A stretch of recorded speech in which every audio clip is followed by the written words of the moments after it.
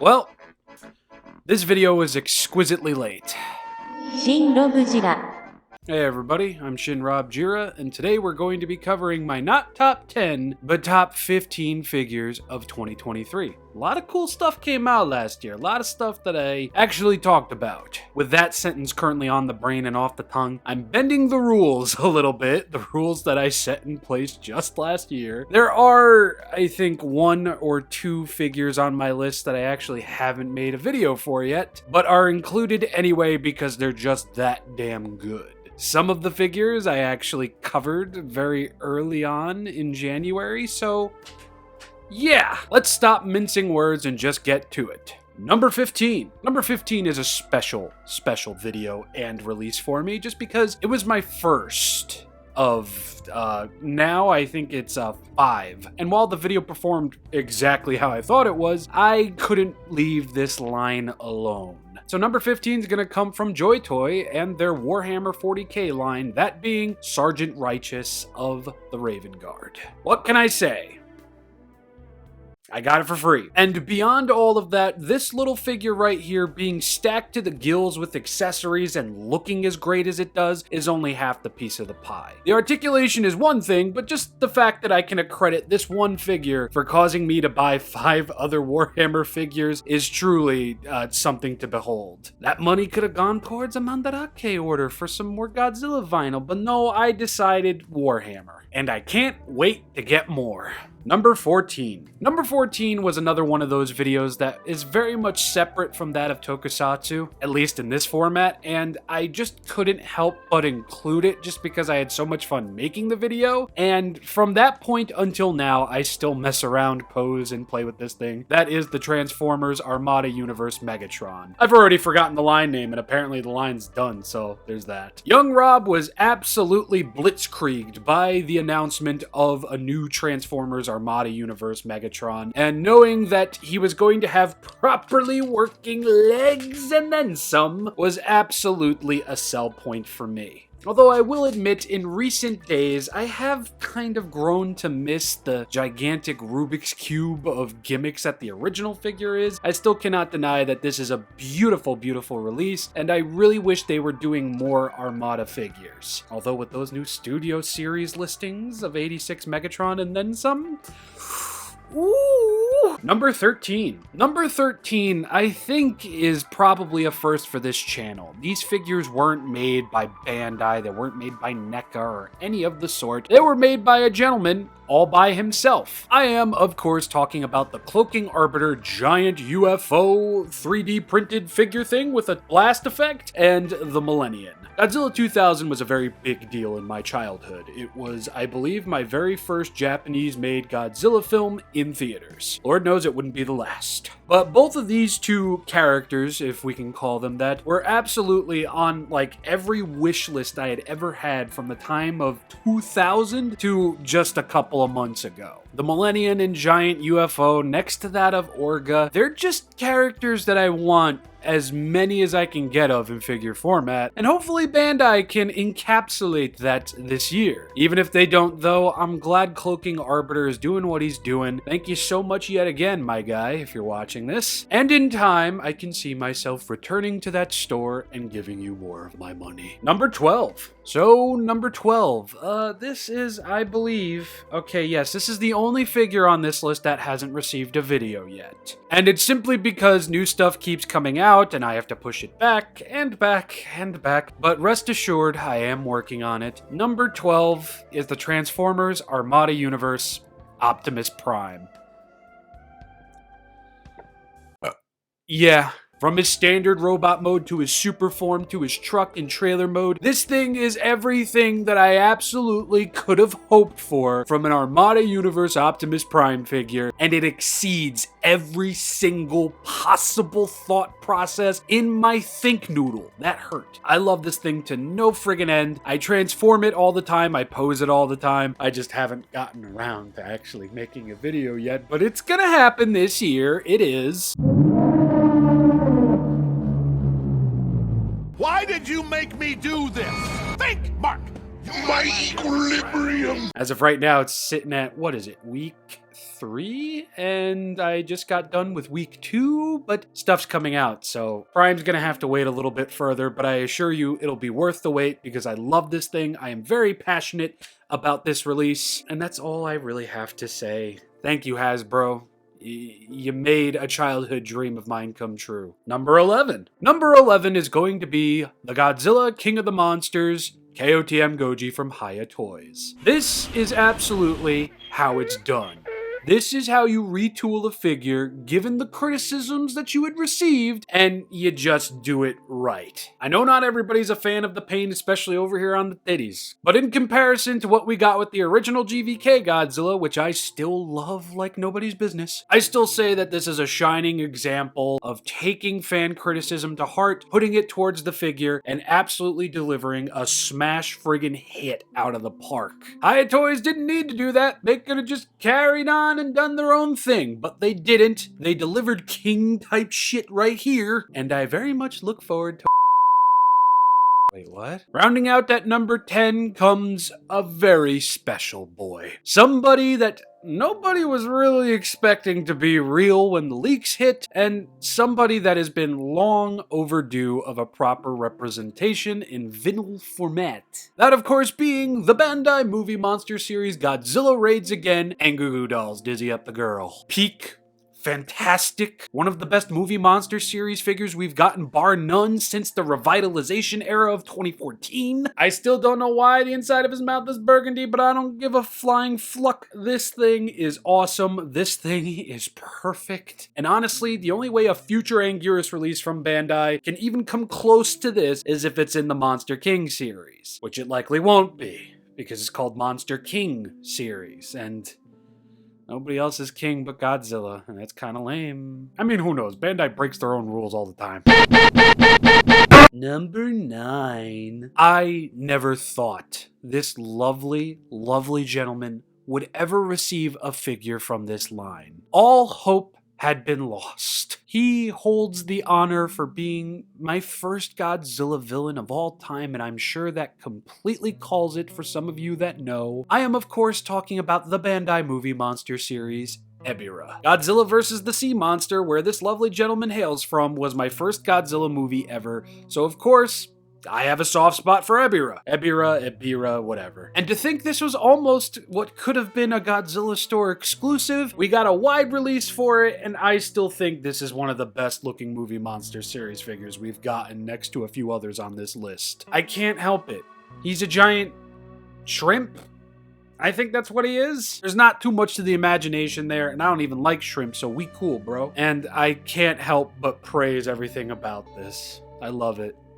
Thank you, Bandai. Number 8. I'm not sure anybody even remembers this thing coming out last year because my dumbass absolutely forgot. But I'll tell you what I didn't forget. The process. Because this thing was indeed a process. I had received an error on my original copy of this figure, and thankfully the company was so sweet enough to actually just send me a replacement. I am, of course, talking about the Mondo Godzilla vs. Biollante vinyl figure. Yeah, this tentacle right here had a closed mouth head on it. I just asked Mondo, can I have, like, a replacement head or tentacle, however the hell you would go about doing that with these things, and they just sent me a free, replacement, like no charge or anything. They were super cool. They were very responsive and quick, and I've got nothing but love and appreciation for them for doing that for me. I'm used to buying my figures from Japanese companies, and if something's wrong with them, you're shit out of luck. So to have a palate cleanser with a side of kindness on the side, I mean, I now have 2 Mondo Biollantes and I love them both, so win-win there, I guess, right? Number 7. Not to repeat myself, but I never thought I'd ever see a figure of this guy. And even though it's not from the movie monster series, and even though we kind of really friggin' need a movie monster series release of this guy, I'm glad I have this version of him. I am, of course, talking about the YMSF Zilla. Boy! The Trendmasters colored variant thing. Whatever I called it in that video. Do we need a movie monster series Zilla? Yeah. Do we need a movie monster series Godzilla 1998? Yeah. If we never get those and I just resort to this, will I be okay with that? A little bit no, but mostly yes, because this thing is Friggin' awesome. Reppin' colors of a figure that I've seen for a better part of my life. Finally having a Zilla / G98 figure, the whole 10 kit and caboodle. I love this thing. And seriously, YMSF, hit me up, bro. Please. You don't need to. I'm just being a prankster here. But this absolutely has me in YMSF's corner. I understand all the hype. I understand where a lot of people are coming from. And I can't wait to see what they do next. I also just really want to get that Melt King from them. Like, good lord. Or was it Drip King? I don't know. He do be drippy, though. Number 6. Another low performer in terms of video, but something that really hit me right deep in the feels over here. I'm talking about the Storm Collectibles Taki figure. Yeah, that was a bit of a tongue-in-cheek kind of video. Yeah, it didn't really do all that great. But I was serious when I said as a kid I always wanted Soul Calibur figures, and had I known that McFarlane actually made them, I probably would have tried and, purchased them. But if I have to wait for Storm Collectibles to drop 2 or 3 figures a year for this line, I'll go ahead and wait, because after messing around with that Taki figure, it's entirely friggin' worth it. Yeah, I know, boobs. But I'm 100% serious though. I will definitely buy more of those and do figure reviews on them. I don't have a problem with picking up more of the Soul Calibur's queens and kings and demons. And the only reason I don't have the figure in hand is because she's all the way. You can't see it, but there's another room over here on the other side of this wall, and I don't feel like getting up, and I just want to record this video, so visualize. There you go. The articulation, the detail, the quality control. Fuck me. That's how articulated figures should be handled. Bar none, easy. Thank you, Storm Collectibles. I'm a fan. Number 5. When I say I might have been a little bit overzealous with my first purchase in this particular line, I do feel that I might have been a little too unkind. I might have let the hype get to my think noodle a little bit much. But when I got this next release out of the box and repaired all of the wounds on my hand caused by one, I was just so fucking impressed. These guys dug themselves out of the trenches in my brain, and they dropped 2 figures that I absolutely think are 100% worth the price combined. I am of course talking about the Super 7 Toho Ultimates Wave 3 1200 degrees Celsius Godzilla and Destroya, who's too heavy and I don't feel like moving from its shelf. Super 7 cooked, they cleaned, they got this ring. That's a dead meme. But it's the absolute truth. I'm so impressed with this figure, I'm so impressed with Destroya, and they single-handedly sold me on their upcoming waves that isn't Space Godzilla and Mogira because I didn't partake. And since they're not going to be doing the whole extra in stock type thing, I'm a little upset about that. But if I can get my hands on a Space Godzilla and Mogira, I absolutely will do videos for them because, I'm excited. I can't wait to see what Wave 5 and 6 are going to be like. And I never thought I would ever say that after Wave 1. Let's fucking go. Super 7. Number 4. There's a couple of figures on this list that I genuinely thought I would never see in any kind of official capacity. And when it comes to this guy, he not only represents, wow, he actually got a figure, but he actually represents just what an exclusive figure from the movie monster series should look like. I'm sure you all already know. I am talking about the Bandai Limited Movie Monster Series, Baggin'. A peak,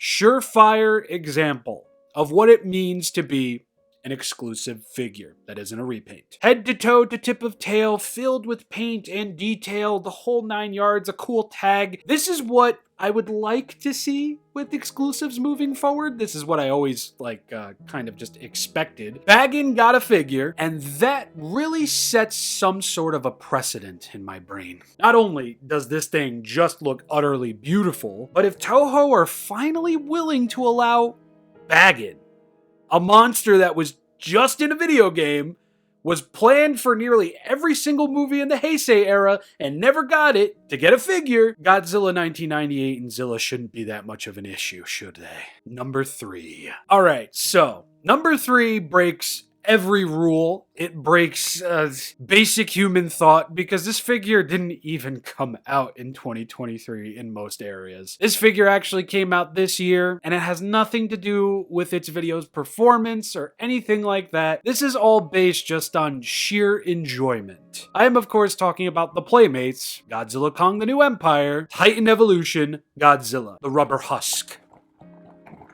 I love this thing. Do I love the figure that's inside of the rubber husk most of the time? Sure, I do. I love that he's got hinges at the shoulders. But nothing really even comes close to just how much I love this.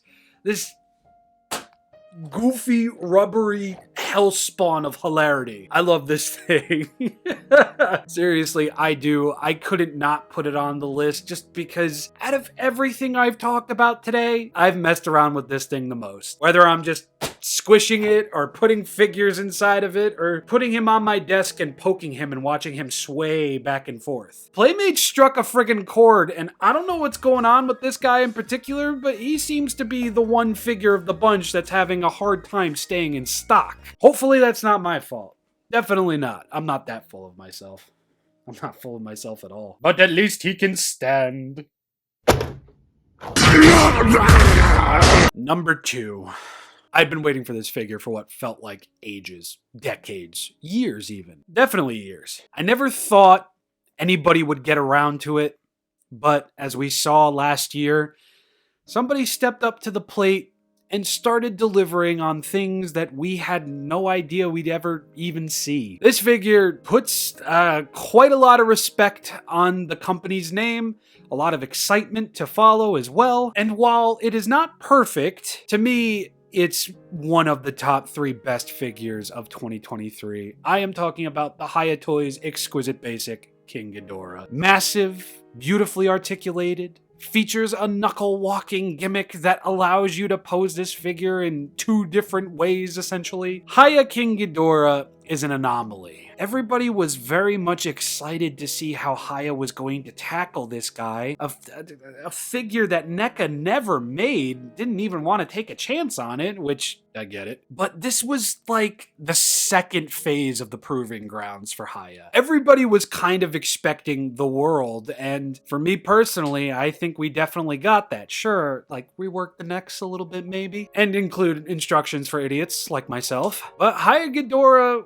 was just fun, and it doesn't fall the fuck apart like SH Monster Arts does. So Hiya absolutely takes the cake as having the best kaiju figure of the year, and I cannot wait to see what 2024 is going to be like for him. Number 1. It's not a Godzilla figure. It's not even remotely related to that of Tokusatsu or Giant Monster. Well, some Giant Monsters, sure. And the character does technically wear a suit.